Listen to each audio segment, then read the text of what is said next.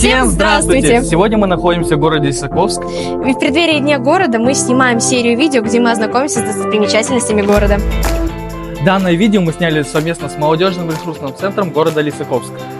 Официальное открытие Дома культуры «Союз» состоялось 16 июля 1989 года. На тот момент первым директором была Чернова Любовь Николаевна. Она работала с 1989 по 2012 годы. Нынешним директором является Ержанова Лейла Беймбетовна. Она работает с 2022 года. В данный момент в ДК имеется большой зал, где довелось провести множество мероприятий, кинотеатр, который ранее был малым залом, а в торжественном зале располагается офис молодежно-ресурсного центра.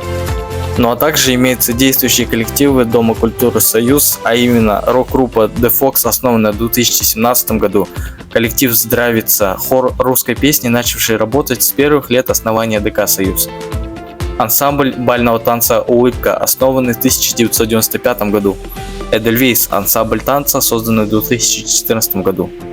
Также немаловажной частью истории ДК «Союз» являются выдающиеся выпускники. Абдикаримова Татьяна Сергеевна, педагог-хореограф, руководитель ансамбля танца «Вдохновение», выпускница Костанайского высшего педагогического колледжа 2010 года.